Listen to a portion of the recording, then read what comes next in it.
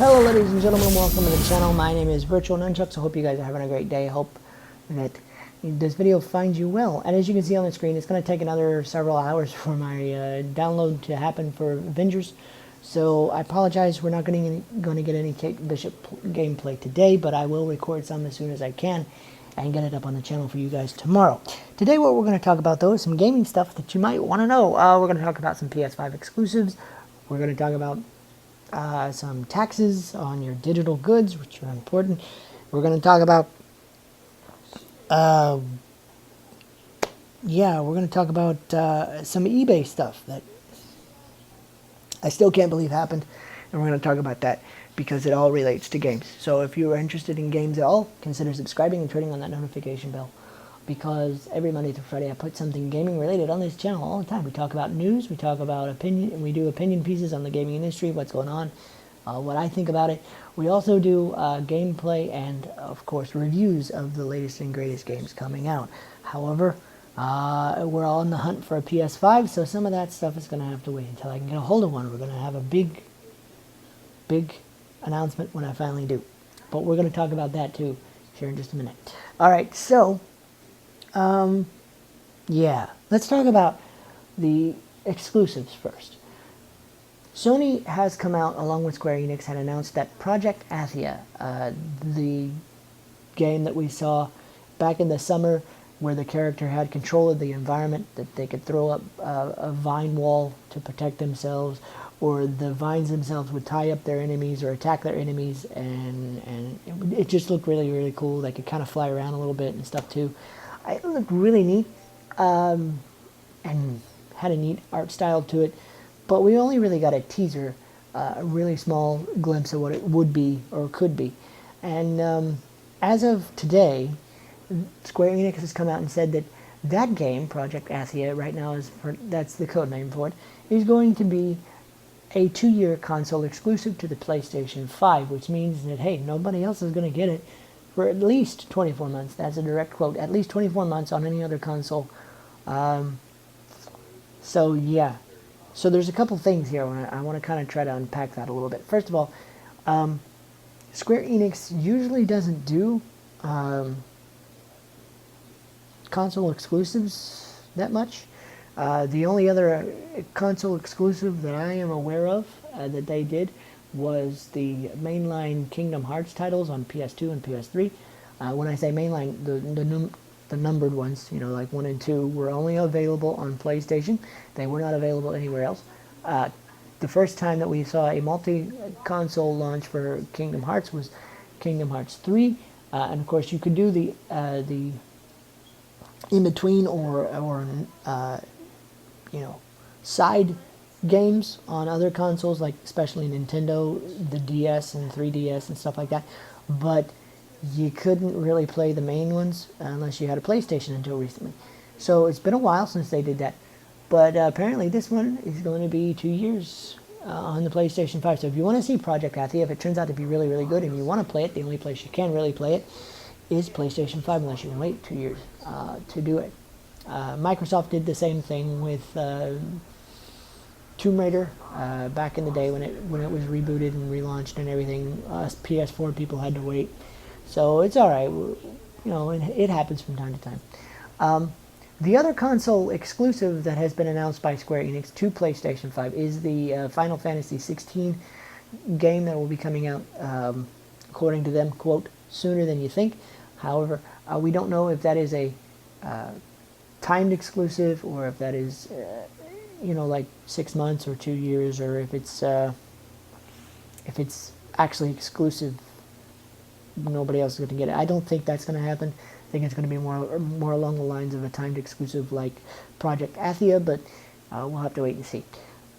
So, yeah, we'll keep you posted. On a slightly more numbers note and boring note, if you lived in Canada, okay, effective 2021, you'll have to pay taxes on all your digital goods. That includes anything from PlayStation Store, which up until now, PlayStation Store has not been taxed by any government at all. So if you paid $29.99 or $19.99 or whatever the case may be. There were no additional taxes on top of that, but that is changing in Canada in 2021 to help fund a new child care program to relieve the stress on the current one from the COVID-19 pandemic.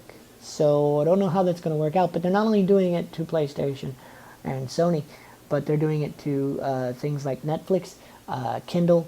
If you buy Amazon books, Kindle, any digital good pretty much is being taxed starting in 2021. So if you live in Canada or know friends in Canada, keep that in mind going forward next year. So far, the United States still doesn't have that particular restriction, but things change. So we'll have to wait and see how that goes. The last thing I want to mention to you guys before I go is a very unfortunate thing. If you're like me, you're still in the hunt for a PlayStation 5, and you know, with the scalpers and people paying 2 and 3 and sometimes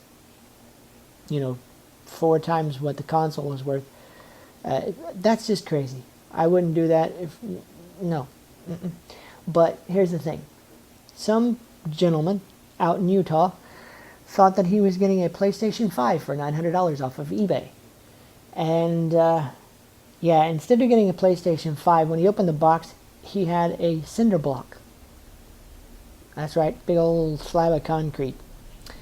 Turns out that he got so angry, he called the Utah Police Department, or wherever he is in Utah. They called the county sheriff's office. Sheriff's office came out, and they said that you'll probably get your money back because of eBay's customer protections and all that kind of stuff. So, we'll file a report and everything, but there's really nothing we can do. You have to talk to eBay. Well, here's the thing about eBay, and they haven't changed a whole lot. So I used to sell stuff on eBay from time to time, and one of the biggest sticklers is you have to, if you're going to sell on eBay, you have to put in your description exactly what you're selling. Your title can say whatever it wants, but in the description you have to say what you're selling. So people have been selling, listing on eBay for, ridiculous amounts, a photo of the PlayStation 5. And they'll list in the description that it is an actual photo of the PlayStation 5 and whatever.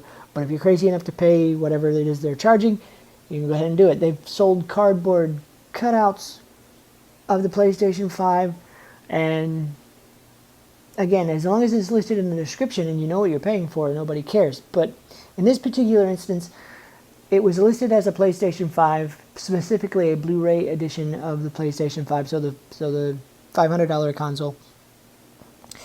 And because this person bought that thinking they were getting a gaming console, ended up with a cinder block, eBay has come out and said that they're going to re-examine their descriptions of all their sellers, and if their sellers do not have, if their product doesn't match the description, or their description doesn't match the product that they're selling, that they are removing those listings to protect their customers.